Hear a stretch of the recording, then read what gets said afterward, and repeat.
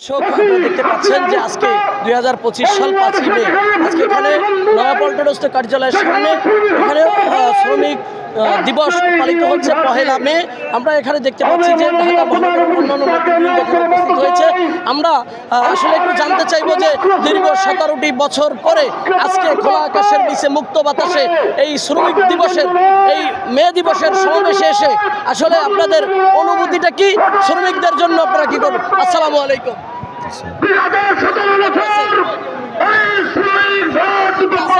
কেমন আছেন? জি আলহামদুলিল্লাহ ভালো। জানতে চাই যে দীর্ঘ 17টি বছর পরে এই শ্রমিকদেরকে নিয়ে আজকে শ্রমিক দিবস পালিত হচ্ছে 2025 সাল নয়াপল্টন প্রধান কার্যালয়ে। তবে আমরা জানতে চাই যে শ্রমিকদের ন্যায্য আদায়ের লক্ষ্যে আজকে আপনারা রাজপথে এসেছেন।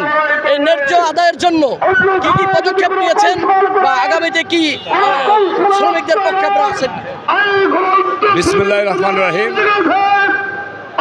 বাংলাদেশ জাতীয়তাবাদী দল বিএনপি কর্তৃক আয়োজিত আজকের এই 1 মে তথা বিশ্ব শ্রমিক দিবস উপলক্ষে আজকের এই জনসভার হাজার হাজার লক্ষ লক্ষ নেতাকর্মীর মাঝখানেও জনগণের যে স্বতঃস্ফূর্ত অংশগ্রহণ এতে প্রমাণিত করে এক সময় এদেশের শ্রমিকের ন্যায্য দাবির আন্দোলনে যে হাজার হাজার শ্রমিকের আত্মহতি রক্তের কোনো দাগ এখনো মুছে যায়নি। আপনারা জানেন দেশ ও জাতির স্বার্থে আমাদের নেতা শহীদ রাষ্ট্রপতি জিয়াউর রহমান নিজেকে একজন গর্বিত সৈনিক রূপে ঘোষণা করেছিলেন। আমাদের নেতা যেহেতু একজন শ্রমিক নেতা হিসাবে নিজেকে গর্বিত মনে করেছিলেন, উনার সহধর্মিণী বাংলাদেশ জাতীয়তাবাদী দলের চেয়ারপারসন, তিনবারের নির্বাচিত প্রধানমন্ত্রী, সাবেক প্রধানমন্ত্রী দেশনেত্রী বেগম খালেদা জিয়া, উনি ঘোষণা দিয়েছিলেন আমি একজন শ্রমিকের স্ত্রী।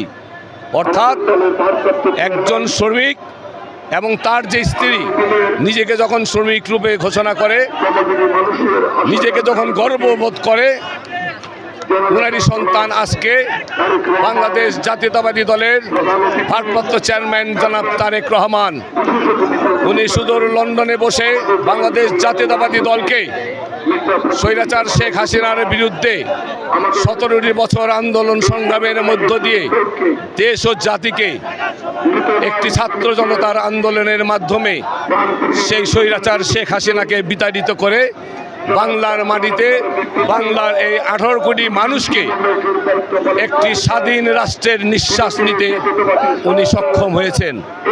আমরা মনে করি দেশ ও জাতির এই দুর্দিনে যখনই ক্রান্তি লগ্ন আসে তখনই আমাদের নেতা, আমাদের সেই মহান নেতা শহীদ রাষ্ট্রপতি জিয়াউর রহমানের সুযোগ্য সন্তান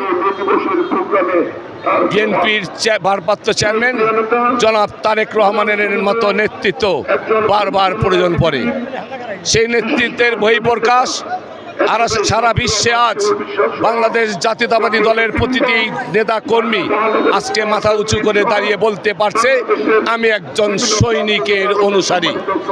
অতএব দেশ ও জাতির যে কোনো দুর্লভ এই যে আবার যে কোনো ক্লান্তি লগ্নে বাংলাদেশ জাতীয়তাবাদী দলের সৈনিকেরা একজন শ্রমিকের ভূমিকায় রাজপথে নেমে আসে।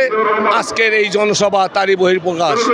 অতএব আগামী দিনের যে কোনো আন্দোলন সংগ্রামে আজকের এই দিনটি বিগত দিনে যেমন সারা বিশ্বের শ্রমিকের ন্যায্য অধিকারের দাবিতে রাজপথে রক্ত দিয়ে তার অধিকার প্রতিষ্ঠা করেছিল, আজকে বাংলাদেশ জাতীয়তাবাদী দলের প্রতিটি নেতা কর্মী আজকে অদাবদ্ধ যে কোনো ক্রান্তি লগ্নে আমরা একজন শ্রমিকের ভূমিকা নিয়ে মাঠে রাজপথে আমাদের নেতা দেশনেত্রী বেগম খালেদা জিয়ার যে নির্দেশ মানুষের পাশে থেকে দেশ ও জনগণের কল্যাণে সেবা করে যাব, সেই সেবার যে ওয়াদা, সে ওয়াদা নিয়ে আজকে আমরা রাজপথে এসেছি। এই রাজপথের এই আন্দোলনের মাধ্যমে সারা বিশ্ববাসীকে জানিয়ে দিতে চাই শ্রমিকের রক্ত কখনো বৃথা যেতে পারে না। একজন শ্রমিকের ঘাম মাটিতে পড়ার আগে তার যে ন্যায্য পাওনাটুকু পরিশোধ করার জন্য ইসলাম নির্দেশ দিয়েছেন, সেই নির্দেশ মোতাবেক আমরা এই দাবির সাথে একত্রবদ্ধ